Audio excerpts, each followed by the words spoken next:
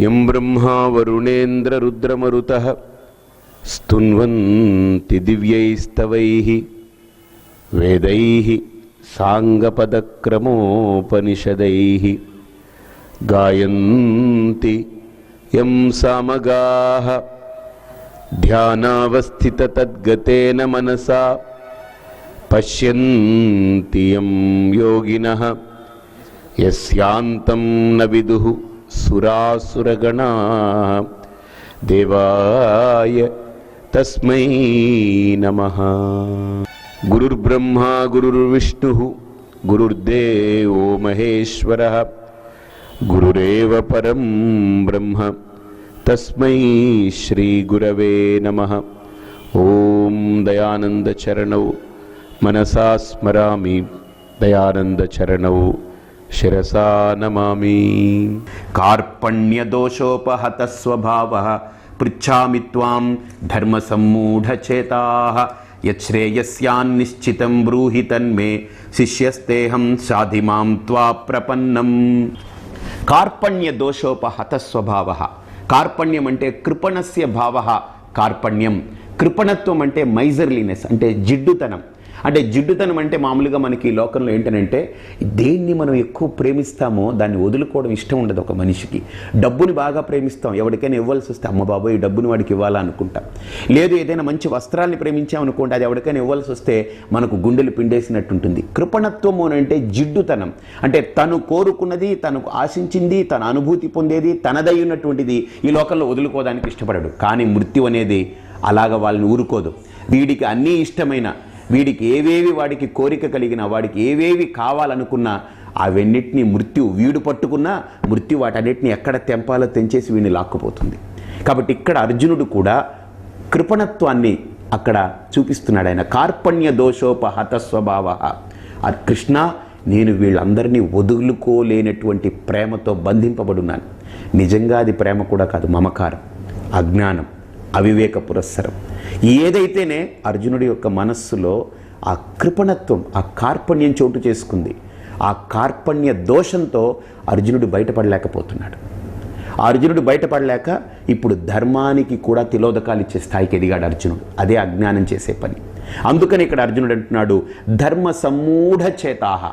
నా మనస్సు పరమాత్మ ధర్మము అనేటువంటి అంశం పట్ల పూర్తిగా డెల్యూడైపోయింది. నాకు కనపడట్లేదు ధర్మం ఏంటో అధర్మం ఏంటో నాకు కనపడట్లేదు. కాబట్టి యత్ శ్రేయస్యా నిశ్చితం బ్రూహి తన్మే శిష్యస్తేహం సాధి మాం త్వా ప్రపన్నం. ఒక వ్యక్తి కూడా జీవితంలో సత్యాసత్యాన్ని, ధర్మాధర్మాల్ని, న్యాయాన్యాయాల పట్ల సరైనటువంటి విచికిత్స చేయలేనటువంటి వ్యక్తి ఉత్కంఠతకు లోనై వాడు కృపణుడై కార్పణ్య భావంతో క్రింద చతికిల పడ్డటువంటి వ్యక్తికి ఒక గురువు అనేటువంటి వాడు చాలా అవసరం. ఆ గురువు యొక్క ఆవశ్యకత చాలా అవసరం. ఇక్కడ కూడా యత్ శ్రేయస్యాన్ నిశ్చితం బ్రూహి తన్మే శిష్యస్తేహం సాధి మాం త్వా ప్రపన్నం. ఆ రకమైన మానసిక సమతుల్యతను కోల్పోయి మనిషి చతికిలా పడ్డప్పుడు ఒక గురువు కావాలి, ఒక మార్గదర్శి కావాలి, ఒక తోడు నీడగా నిలబడగలిగేటువంటి నాకు నా ప్రతిబింబం, నన్ను శుద్ధం చేసి, నన్ను పవిత్రుణ్ణి చేసి నన్ను నడపగలిగేటువంటి ఒక ఆశ్రయం కావాలి, ఒక ఆధారం కావాలి. అందుకనే మన భారతీయ సంస్కృతి శిరస్సు వంచి ఈ గురు పరంపరకు నమస్కరిస్తుంది. గురు బ్రహ్మ గురు విష్ణు గురుర్దేవో మహేశ్వర గురు సాక్షాత్ పరం బ్రహ్మ తస్మై శ్రీ గురవే నమః అని. అంటే ఎవడైతే నిష్పక్షపాతుడై, స్వార్థరహితుడై, కామక్రోధ ఈర్షా ద్వేషాలకి అతీతుడై అతను సత్యసంధుడై ఉంటాడో అతని పాదాలను ఆశ్రయించినటువంటి వ్యక్తికి ఈ రకమైన కృపణత్వం పోతుంది. ఆ శిష్యుడు వాస్తవాన్ని దర్శించగలిగే స్థితికి వస్తాడు. ఆ స్థితిని ఇక్కడ చెప్తూ నహి ప్రపశ్యామి మమాపనుద్యాత్ యచ్చోకముచ్చోషణమింద్రియాణం అవాప్య భూమావసపత్నమృద్ధం రాజ్యం సురానామపి చాధిపత్యం. ఇక్కడ నహి ప్రపశ్యామి మమాపనుద్యాత్ యచ్చోకముచ్చోషణమింద్రియాణం. పరమాత్మ ఈ లోకంలో నిజమైనటువంటి బాధ ఏంటనంటే నాకు నేను అర్థం కాకుండా, నా స్థితి ఏమిటో నాకు అర్థం కాకుండా నలిగిపోయి కుమిలిపోతున్నాను. ఇంతకంటే నరకం ఈ లోకంలో ఉండదు. ఎవరైనా గుర్తుపెట్టుకోండి, ఈ లోకంలో తనేమిటో, తను ఎక్కడ నిలబడున్నాడో, తన స్థితిగతులు ఏమిటో తనకు అర్థం కాకుండా అంధకారం అలముకున్నటువంటి వ్యక్తికి, అంటే ఏ పర్సన్ హూ ఈ స్టాండింగ్ ఆన్ క్రాస్ రోడ్స్, అంటే 4 కూడల మధ్య నిలబడి అగమ్య గోచరమైనటువంటి జీవితంతో నిలబడ్డ వ్యక్తికి నిజంగా అసలు స్వర్గమున ఏమీ కనపడదు. రివ్వుమని ప్రపంచం అంతా బుర్రలో తిరుగుతూ ఉంటుంది, వాడికి ఏం అర్థం కాదు. ఒక చీకట్లో నిలబడ్డటువంటి స్థితిలో ఉంటాడు. కాబట్టి అవాప్య భూమావసపత్నం వృద్ధం రాజ్యం సురానామధిఛాధిపత్యం. ఇక్కడ నాకు ఈ లోపల కలిగేటువంటి ఈ తాపం, ఈ లోపల కలిగినటువంటి అవివేకం, నాకు ఇవన్నీ కూడా అర్థం కావట్లేదు ఏమిటో. నాకు అసలు ఈ స్వర్గము, అధిపత్యము ఇవన్నీ కాదు నాకు కావాల్సింది. నాకు ఒక సరైనటువంటి ఒక అవగాహన కావాలి. నేను రాజునవుతానా, చక్రవర్తినవుతానా, స్వర్గసుఖాల్ని పొందుతాను, ఇవి కాదు. అసలు ఇక్కడ నాకు కావలసింది నా యొక్క ఉనికి ఏమిటి, నా స్థితి ఏమిటి, నా గమ్యం ఏంటి, నా లక్ష్యం ఏంటి. ఒక వ్యక్తి ఆ అంధకారమైనటువంటి ఆ స్థితిలో నిలబడ్డప్పుడు వ్యక్తిలో ఒక మార్పు కలుగుతుంది. ఆ బ్రతుకు నా కళ్ళ ముందు దార్శనికం అవ్వాలి, అది నా ముందు కళ్ళకు కట్టినట్లు కావాలి. అది చెప్పాలి అని అంటే పరమాత్మ నీవే తప్ప ఇతః పరం వెరుగను, నువ్వే నా గురువి, నిన్ను నేను ఆశ్రయిస్తున్నానని చెప్తూ ఇక్కడ అర్జునుడు పరమాత్మ యొక్క పాదాల మీద నమస్కరించి పడ్డప్పుడు, ఒక శరణాగతితో పడ్డప్పుడు దాన్ని సంజయుడు చూసి ధృతరాష్ట్రుడికి చెప్తున్నాడు. సంజయ ఉవాచ ఏవముక్త్వా హృషీకేశం గుడాకేశః పరంతపా నయోత్స్య ఇతి గోవిందం ఉక్త్వా తూష్ణీం బభూవః. ఏవముక్త్వా హృషీకేశం, ఈ విధంగా పరంతపుడైనటువంటి గుడాకేశుడైనటువంటి అర్జునుడు ఆ పరమాత్మకు ఈ రకంగా శరణాగతి చొచ్చి తను ఆ పరమాత్మ దగ్గర చెప్పుకుంటున్నాడు. నయోత్స్య ఇతి గోవిందం ఉక్త్వా తూష్ణీం బభూవః. అంటే నేను యుద్ధం చేయడానికి నా మనస్సాక్షి ఒప్పుకోవట్లేదు, కానీ యుద్ధాన్ని విడిచిపెడితే అది అధర్మం అనేటువంటి భావన ఎక్కడి నుంచో కలుగుతుంది. అంటే ఒక వ్యక్తి తను ఏం చెయ్యాలో అది చెయ్యాలి అని భావన ఉన్న చెయ్యనివ్వనటువంటి బలహీనత లోపల చోటు చేసుకున్నప్పుడు ఒక వ్యక్తి కవ్వంలాగా, పెరుగు గిన్నెలో కవ్వం పెట్టి చిలికినట్టు లోపల మానసిక వ్యధ, మానసికమైనటువంటి ఆందోళన, మానసికమైనటువంటి రుగ్మతలన్నీ బయటపడి లోపల చిలికేస్తూ ఉంటుంది. అందుకనే ఇక్కడ సంజయుడు ఆ అర్జునుడి యొక్క ఆ సందిగ్ధ స్థితిని అక్కడ పరమాత్మ ముందు పెట్టినటువంటి భావాన్ని ధృతరాష్ట్రుడికి చెప్తున్నాడు. తమువాచ హృషీకేశః ప్రహసన్నివ భారత సేనయోరుభయోర్మధ్యే విషీదంతమిదం వచః.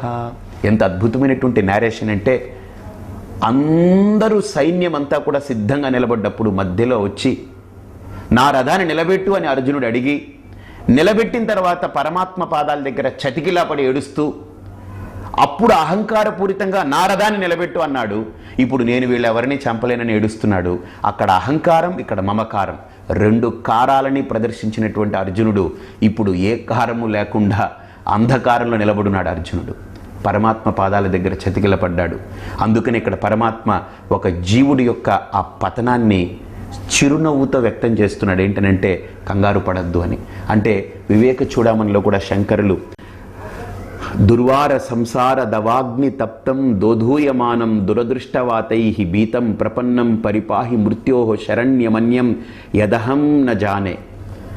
శిష్యుడు గురువు దగ్గరికి వెళ్ళి, ఈ తాపం, ఈ అజ్ఞానం, నాలో ఉండే దోషాలని నేను తట్టుకోలేకపోతున్నాను, ఈ సాంసారికమైనటువంటి క్లేదాలని భరించలేకపోతున్నానని ఏడుస్తూ గురువు పాదాల దగ్గరికి వెళ్ళినప్పుడు గురువుగారు వాడేడిచినాడని వీడు ఏడవడు. ఇప్పుడు ఏదైనా ఇంట్లో ఒక పిల్లకి ఏదైనా దెబ్బ తగిలి ఒక కొడుకో కూతురుకో వాళ్ళు ఏడుస్తూ ఇంటికి వస్తే తల్లి కూడా గాబరా పడిపోయి ఆవిడ కళ్ళలో నీళ్ళు వచ్చేస్తాయి.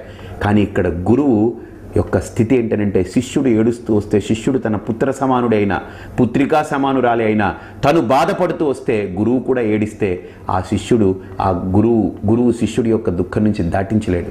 అందుకనే గురువు చిరునవ్వుతో శాంత మహాంతః నివసంతి సంతః వసంతవల్లోక హితం చరంతః. అద్భుతమైనటువంటి నేరేషన్ వివేక చూడమనిలో శంకరులు అంటారు.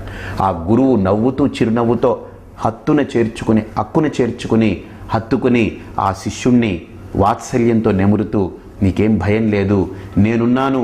ఏ భీతి అయితే నిన్ను బాధ పెడుతూ ఉందో, ఏ సంసారం అయితే నిన్ను క్లేదానికి గురి చేస్తుందో, ఏ అజ్ఞానమైతే నిన్ను వెంటాడుతుందో, తరుముతుందో, ఆ అజ్ఞానాన్ని నేను నీకు బోధపరిచి అజ్ఞానం నుండి బయటపడేస్తాను అని చిరునవ్వుతో భరోసా ఇస్తాడు గురువు. కాబట్టి ఇక్కడ కూడా సేనయోరుభయోర్ మధ్యే విషీదంతమిదం వచః, ఏడుస్తూ చతికిలా పడి బాధపడుతూ ఎక్కి వెక్కి ఏడుస్తూ అర్జునుడు మమకారాన్ని ప్రదర్శిస్తూ అహంకారం దెబ్బతిని మమకారం పుట్టింది. ఏ వ్యక్తికైనా అహంకారంతో కళ్ళు మూసుకొని ఉంటాయి. అహంకారం పంక్చర్ అయినప్పుడు మమకారం మొదలవుతుంది. ఈ మమకారం ఎక్కడికి తీసుకెళ్తుందంటే గాఢాంధకారంలోకి తీసుకెళ్లి పడేస్తుంది.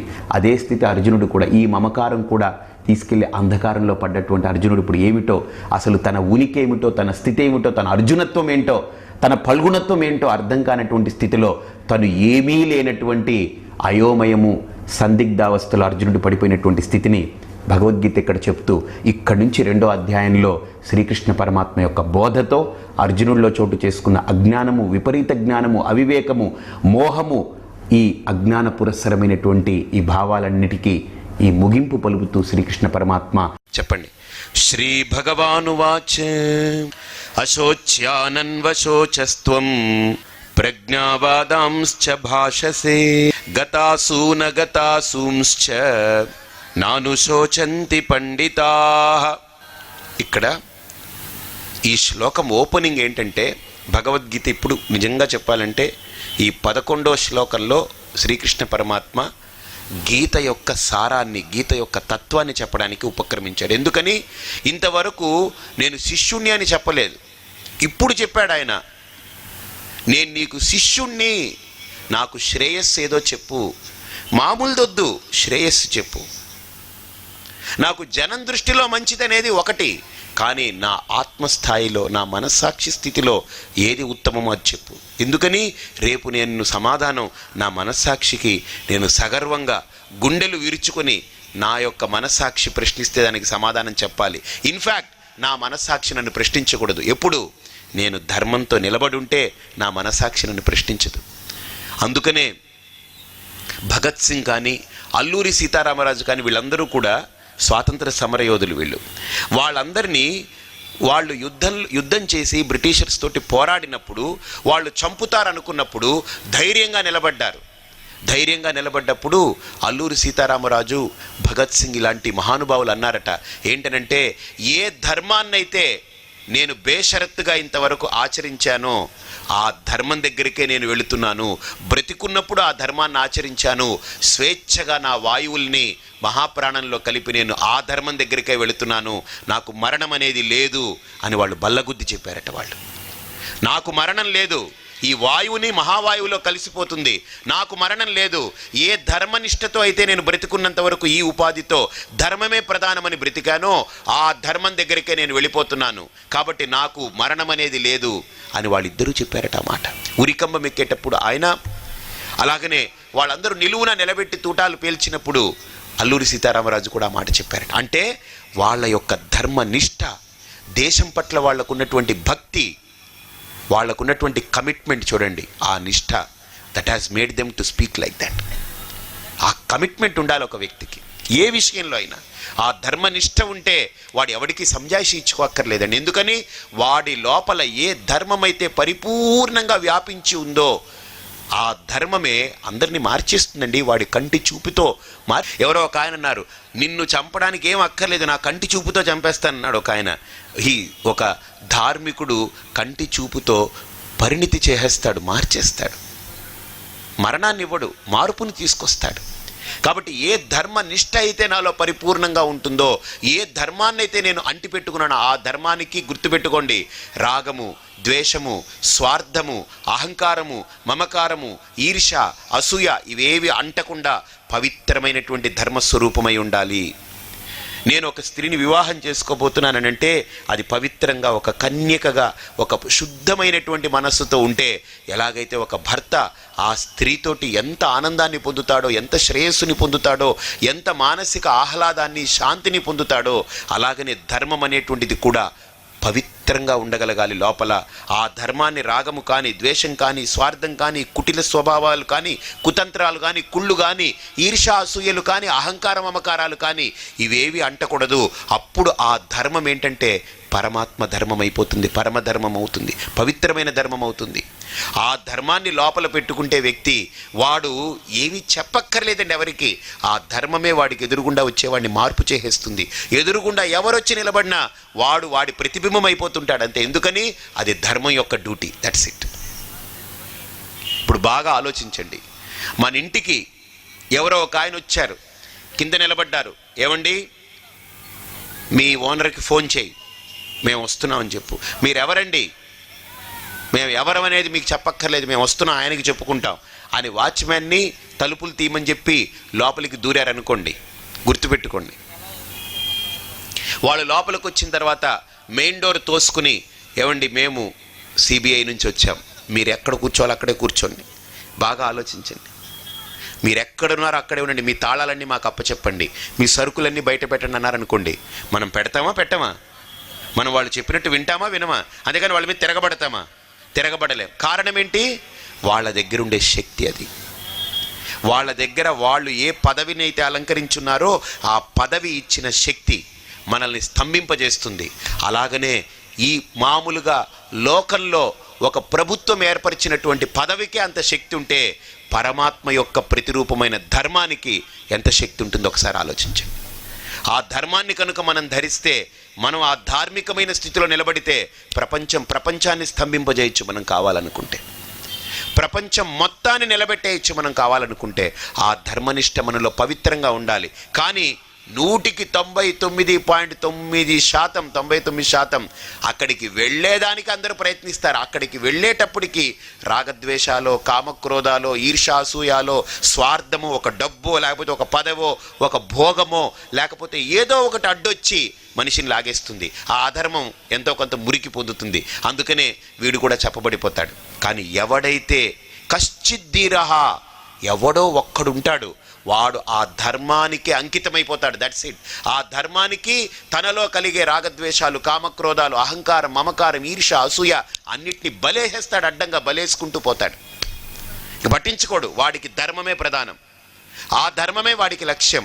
అలాంటి వ్యక్తి ముందు ప్రపంచమంతా మోకరిల్లుతుందండి. ఒక పదవిని అలంకరించిన వాడు ఒక వ్యక్తిని ఇలా స్తంభింపజేయగలిగినప్పుడు, ఆ పదవి యొక్క శక్తితో స్తంభింపజేయగలిగినప్పుడు, పరమాత్మ యొక్క ప్రతిరూపమైనటువంటి ధర్మాన్ని నిష్కల్మషంగా ఎక్కడ తన స్వార్థాలకు ఎక్కడ బలి చేయకుండా, తన యొక్క లోపాలు, తన యొక్క మలాలు దానికి అంటనివ్వకుండా పవిత్రమైనటువంటి ఒక కన్యకగా ధర్మాన్ని కనుక నిలుపుకోగలిగితే, ధారణ చేయగలిగితే, వాడి మాట, వాడి చూపు, వాడి నడక ప్రపంచాన్ని మొత్తాన్ని లేవతీస్తుంది, కదిపేస్తుంది. స్వామి వివేకానంద ఒక మాట అంటాడు అమెరికాలో. ఏమండి, మీరు ఒక్కరే కదా ఇండియా నుంచి వచ్చారు, మీరు ఇంతమందిని ఇక్కడ పరివర్తన చేస్తున్నారు, ఇంతమందిలో ఇచ్చేస్తున్నారు కదా, ఎవరైనా మీ మీద అసూయాపరులు, ఈర్ష్యాపరులు దాడి చేసి మిమ్మల్ని చంపుతారేమో అని అంటే ఆయన ఒక్క మాట అన్నాడు, నన్ను చంపాలి అనే భావన ఎవడిలో అయితే కలుగుతుందో ఆ భావనని నాలో ధర్మనిష్ట హ్యాండిల్ చేస్తుంది, నేనేం చేయక్కర్లేదు.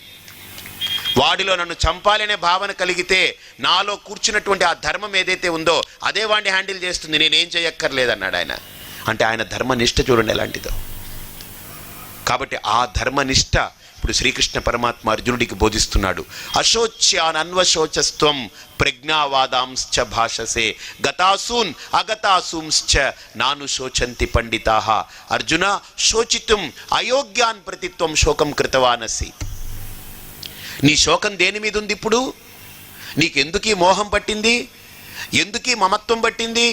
ఎందుకు ఈ రకమైనటువంటి నీ బుద్ధి వికల్పించింది, ఇన్ని రకాలుగా పరిభ్రమించింది? కారణం ఏంటి? దేని గురించి అయితే శోకం చెందకూడదో దాని గురించి శోకం చెందుతున్నావు. దేని గురించి నువ్వు శోకం చెందుతున్నావు? దేని గురించి అయితే ధర్మాన్ని బలి చేయాలనుకున్నావో ఆ ధర్మాన్ని బలి చేయాలనుకున్నటువంటి నీ దుర్బుద్ధి నీకు ఈ శోకానికి కారణమైంది. ఎవరి గురించి అయితే ధర్మాన్ని బలి చేయాలనుకుంటున్నావో ఆ ధర్మము శాశ్వతం. నువ్వు ఎవరి మీదైతే వ్యామోహం పెట్టుకున్నావో వాళ్ళు శాశ్వతం కాదు. ఈరోజు ఉంటారు, రేపు పోవచ్చు, ఎల్లుండి పోవచ్చు, 10 రోజుల తర్వాత పోవచ్చు, లేకపోతే 10 ఏళ్ల తర్వాత అయినా పోవచ్చు. కానీ ఇప్పుడు నువ్వు కూడా పోయే ప్రాసెస్లోనే ఉన్నావు. కాబట్టి అల్పమైన దానికోసం శాశ్వతమైన ధర్మాన్ని బలి చేశావు, అందుకనే నీకు ఈ శోకం. ఇక్కడ ఓపెనింగ్ స్టేట్మెంట్ శ్రీకృష్ణ పరమాత్ముడిది. అశోచ్యానన్వశోచస్త్వం ప్రజ్ఞావాదాంశ్చ భాషసే. నాకు ఒక ఫన్నీ సంఘటన. ఒక అమ్మాయి వచ్చి, స్వామీజీ నాకు పెళ్లి చేశారు మా అమ్మగారు నాన్నగారు, నేను అత్తగారింటికి వెళ్ళాను, నాలో ఏవో చిన్న చిన్న లోపాలు ఉన్నాయి. నేనేం చాలా పర్ఫెక్ట్ అని నేను చెప్పట్లేదు. నాలో చిన్న చిన్న లోపాలు ఉన్నాయి. మా ఆయన మంచివాడే, కానీ వాళ్ళ అమ్మా నాన్న విషయంలో అతను అంత ప్రేమించినట్టు నన్ను విసుక్కుంటాడు, నన్ను నెడతాడు. వాళ్ళ అమ్మా నాన్న ఏదని చెప్తే అది వినేసి నా మీద రియాక్ట్ అవుతాడు. నన్ను బయటికి వెళ్ళిపో అన్నాడు. ఇప్పుడు నేను బయటకు వచ్చేసాను. బాగా ఆలోచించండి. ఇప్పుడు అతను తల్లిదండ్రిని బాగా గౌరవించాడు, కానీ నా పరిస్థితి ఏంటి స్వామీజీ అడిగింది అనుకోండి, ఏం చెప్తాం మనం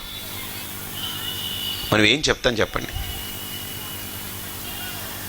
వాడు తల్లిదండ్రిని గౌరవిస్తున్నాడు, నో డౌట్. కానీ ఒక్క అంశం, ఇది కూడా తల్లే. ఎలాంటి తల్లి? ఏ రకమైన తల్లి? నీ వారసత్వానికి ఈవిడే తల్లి అవుతుంది.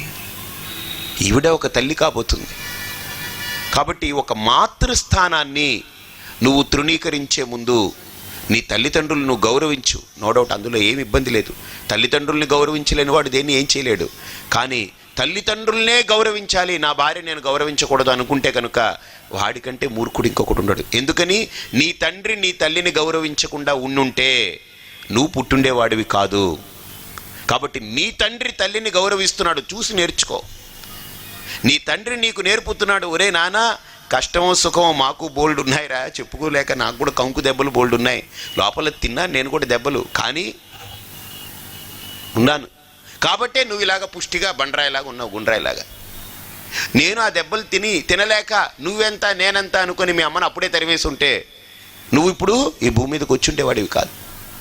కాబట్టి నువ్వు హాయిగా ఉన్నావు అనంటే, మమ్మల్ని చల్లగా చూసుకుంటున్నావు అనంటే, మనందరం హాయిగా ఉన్నామనంటే గుర్తుపెట్టుకో, కష్టమైన నష్టమైన నీ తల్లికి నాకు మధ్య ఎడబాటు లేకుండా బ్రతికాం. అలాగనే తల్లి తండ్రి యొక్క అనుబంధం ఎంత గొప్పదో కొడుకు గుర్తించాలి. మా అమ్మా నాన్న సుఖంగా ఉన్నారుగా, అలాగనే నన్ను నమ్ముకొని వచ్చిన భార్య కూడా తను కూడా సుఖంగా ఉండాలి. ఒకవేళ వాళ్ళ మధ్య సమస్య వస్తే, వాళ్ళ మధ్య అవగాహన రాహిత్యంతో ఏదైనా లోపం వస్తే దాన్ని సమర్థవంతంగా దాన్ని సమర్థించి ఇద్దరికీ కూడా సరైనటువంటి పరిష్కారం ఇచ్చి సముచితమైన స్థానం ఇవ్వగలగాలి తప్ప పీకి పాడేయడం కాదు గొప్పతనం. అర్థమైందండి? ఒకవేళ వీళ్ళ అమ్మా నాన్న కొట్లాడుకున్నారనుకోండి, ఏంటి నాన్న నువ్వు ఇంకా పడుతున్నావు, అవి నెట్టేయి, విడాకులు ఇచ్చేయి అని నువ్వు అనగలవా? నువ్వు మీ అమ్మని మీ నాన్నతోటి విడాకులు ఇప్పించగలిగితే అప్పుడు నువ్వు విడాకులకి వెళ్ళు నీ పెళ్ళాంతోటి. నువ్వు ఇప్పించగలవా మీ నాన్నతో విడాకులు? మీ అమ్మకి మీ నాన్నకి కొట్లాట రాలేదా? మీ నాన్నకి మీ అమ్మకి అవగాహన రూపం లేదా? దోషాలు లేవా? ఉన్నాయి. కానీ నువ్వు నిజమైనటువంటి వాడివైతే నీ తండ్రి విషయంలో కూడా అలాంటి నిర్ణయం తీసుకో. నానా ఈ ఆడవాళ్ళందరూ ఇలా మనల్ని ఏడిపిస్తున్నారు, చంపుకు తింటున్నారు, నువ్వు అమ్మను వదిలేయి, హై అని వదిలేసే, విడాకులు ఇచ్చి పడేసేయి అని ఆవిడని వదిలించేస్తే అప్పుడు నీ పెళ్ళాన్ని నువ్వు వదిలేయి. అప్పుడు మీ నాన్న అంటాడు, బాబు నువ్వు ఏదో తగులుడురా, నువ్వు తగులుడుతున్నావు, పెళ్ళాన్ని వదులుకొని నేను వదులుకొని అంటాడు వాడు. ఎందుకని? ఏదో కొట్టుకున్నా, నలుపుకున్నా, తిట్టుకున్నా, పొడుచుకున్నా, కుమ్ముకున్నా ఏదో 4 గోడల మధ్య మాకు సాగిపోతుంది లేరా బాబు, ఏదో రకంగా అలా కాలక్షేపం చేస్తావు, వదలరెవరు. నువ్వెందుకు అలా చేసావు అంటే వీడికి స్వార్థం ఏదో ఉంది లోపలంతే, వేరే ఇంకోటి ఏదో దుర్బుద్ధి ఉంది, అదే వీడి యొక్క ప్రాబ్లం. ఆలోచించండి. నిజంగా నాకైతే ఐ ఫీల్ లైక్ దట్. నేను ఒక సమస్య వచ్చినప్పుడు సమస్యను పరిష్కరించుకోవాలి. తలనొప్పి వచ్చింది అనుకోండి, డాక్టర్ గారి దగ్గరికి వెళ్ళామనుకోండి, సింపుల్ థింగ్ అండి, మీకు మళ్ళీ తలనొప్పి రాకుండా నేను ఒక మార్గం చెప్తానన్నాడు. ఏంటంటే తలకాయ తీసేయండి. సింపుల్ థింగ్, మీకు మళ్ళీ తలనొప్పి రాదు జీవితంలో. అవునండి, ఒక పని చేస్తాను డాక్టర్ గారు, నా తలకాయ తీసుకోవడం కంటే మీ తలకాయ తీసేస్తానండి అంటాడు. ఎందుకు? మీ తలకాయ తీసేస్తే ఎలా ఉంటుందో ఆలోచించుకుని అప్పుడు నా తలకాయ తీసుకుంటానంటాడు. నడువు నొప్పి వచ్చిందనుకోండి, తీసిపడే నడువు ఏమిటి? గుండె నొప్పి వచ్చిందనుకోండి, తీసే గుండె తీసిపడే ఏమిటి? అంటే ఏదైనా ఒక సమస్య వస్తే మూలాన్నే తీసేయాలనుకోవడం మూర్ఖత్వం. కాబట్టి సమస్యను పరిష్కరించుకోవాలనుకోవడం వివేకి యొక్క లక్షణం. అలాగనే మనకు కూడా జీవితంలో ఒక వ్యక్తి వల్ల సమస్య వస్తే మూలాన్నే తీసేయాలనుకోకూడదు, సమస్యను పరిష్కరించాలి. మూలాన్ని ఎప్పుడు తీయాలి గుర్తుపెట్టుకోండి. డాక్టర్ గారు కూడా ఒక వ్యక్తి ఇంకా మృత్యు దశలో ఉన్నాడనుకోండి, క్రానిక్గా పెరిగిపోయింది అనుకోండి క్యాన్సర్, ఇంకా డాక్టర్ ఏం చేయలేడు అనుకోండి, అయ్యా నేనేం చేయలేను, త్వరగా వీడికి ప్రాణం సజావుగా హాయిగా మృత్యు లభించాలి అని భగవంతుని వేడుకోండి. ఎందుకని వాడి కష్టం మీరు కాదు, వాడు భరించలేడు, నేను భరించలేను, మీరు భరించలేరు, ఇక ప్రయోజనం లేదని డాక్టర్ గారు చెప్తారు. అంతేగాని తలపోటు వస్తే తలకాయ తీసేని చెప్పరు. అందుకని శ్రీకృష్ణుడు కూడా జగద్గురువు, భగవంతుడైన పరమాత్మ స్వరూపం. అది ధర్మానికి ప్రతిరూపం శ్రీకృష్ణ పరమాత్మ. ఎవరైనా వచ్చి వాదించండి, నేను చర్చకు సిద్ధంగా ఉన్నాను, దానికి కాదని వాదించండి. అందుకంటే ప్రతి అడుగడుగు మహాభారతంలో శ్రీకృష్ణ పరమాత్మ దుర్యోధనాదులందరికీ కూడా వారం చేస్తూ వచ్చాడు, వద్దు, ఇది తగదు, ఇది తగదు. వీళ్ళు వనవాసం చేస్తున్నప్పుడల్లా కూడా కృష్ణుడు వెళ్ళి దుర్యోధనాదుల్ని చూసి వాళ్ళతో కలిసి కూర్చుని వాళ్ళతో మాట్లాడి వాళ్ళని బుజ్జగిస్తూ వచ్చాడు, వినిపించుకోలేదు. ఆఖరికి సంధి చేయడానికి వెళ్ళాడు, చెప్పాడు, ఇది ఫలించేలా లేదు. ఎందుకని? వాడి తత్వం నాకు తెలుసు. వాడికి క్యాన్సర్ పై స్థాయికి వెళ్ళిపోయింది, క్యాన్సర్ వచ్చేసింది, షుగర్ పట్టేసింది, బీపీ వచ్చేసింది, వాడికి లివర్ పనిచేయట్లేదు, ప్యాంక్రియాస్ పనిచేయట్లేదు, వాడి కడుపు అంతా కూడా కుళ్ళిపోయింది, లోపలంతా కూడా చీము పట్టేసింది, ఇంకా బ్లడ్ అంతా కూడా సరైనటువంటి యాక్టివిటీ లేదు, బ్రెయిన్ సెల్స్ కూడా డల్ అయిపోయాయి. ఇన్ని వికారాలతో ఉన్నవాడు వాడి దగ్గరికి సంధికి వెళ్ళమంటారు ఏంటయ్యా? సంధికి వెళితే సందు కూడా ఇవ్వనన్నాడు వాడు, సందులో కూడా దూరనివ్వనన్నాడు వాడు. కాబట్టి అధర్మం ఏ స్థాయిలో వెళ్ళిపోయింది చూడండి. అధర్మాన్ని మనం తగ్గించగలిగే స్థాయిలో ఉంటే అధర్మాన్ని తగ్గించవచ్చు, అప్పుడు వ్యక్తిని ఏం చేయక్కర్లేదు. కానీ వ్యక్తి మొత్తము అధర్మం పాకిపోయింది అనుకోండి, ఇప్పుడు విషం, పాము కరిచినప్పుడు విషం ఇక్కడ ఎక్కింది అనుకోండి, ఇంతవరకు నేను కోసేయచ్చు, నో ప్రాబ్లం. గుర్తుపెట్టుకోండి, బాగా ఆలోచించండి. ఇంతవరకు ఎక్కితే ఇంతవరకు తీసేయచ్చు. అర్థమైందా? ఇప్పుడు మీకు గ్యాంగ్రీన్ అని వస్తుంది షుగర్ ఉన్న వాళ్ళకి. అంటే కాలుకి దెబ్బ తింటే ఆ దెబ్బ వ్రణం మానకుండా అక్కడి నుంచి అది లోపల తెలియనటువంటి ఒక ఇలాగా తింటూ పోతుంటుంది. ఆ తినడం పోవడం మొదలు పెడితే డాక్టర్ చూస్తారు, ఏమండి గ్యాంగ్రీన్ బిగిన్ అయిపోయింది, ఈ వేలుకు పట్టింది, బొటన వేలుకి తీసేద్దామంటే, వద్దు డాక్టర్ గారు, నాకు బొటన వేలు అంటే చాలా ఇష్టం, ఎందుకంటే తీసేసి పడతాంలేంటి, కొద్దిగా మందులు ఇవ్వండి అన్నారనుకోండి, ఎంత చెప్పినా ఒప్పుకోలేదనుకోండి, డాక్టర్ గారు ఏం చేయరు, అది ఇంకా పెరిగిపోయి కాలంతా వచ్చేస్తుంది. మళ్ళీ వెళ్తాడు, డాక్టర్ గారు చెప్పారు, ఏమయ్యా ఇది ఎక్కింది, పైకి ఎక్కుతుంది, ఇంకా ఎక్కుతుంది, జాగ్రత్త అని అంటే ఒప్పుకోలేదు. ఇంత దాకా వ్యాపించాల దాకా వచ్చింది, వాడు ఒప్పుకోలేదు. తొడల దాకా వచ్చింది, వాడు ఒప్పుకోలేదు.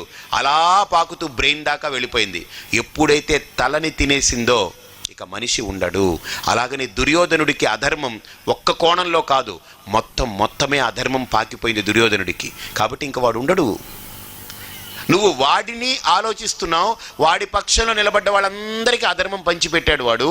వాడి పాపాన్ని అందరూ తిలాపాపం తలా పిడికుడు అన్నట్టు అందరూ పంచుకున్నారు, అందరూ కొంత పంచుకున్నారు. కాబట్టి అర్జున, నువ్వు దాని గురించి ఆలోచిస్తున్నావు అంటే నీ ధర్మాన్ని బలి చేస్తున్నావు. కాబట్టి నీ యొక్క అవగాహన పెరగాలి అని అంటే ఒక్కసారి వాస్తవికతకు కళ్ళు తెరువు అని కళ్ళు తెరిపినాడు శ్రీకృష్ణ పరమాత్మ.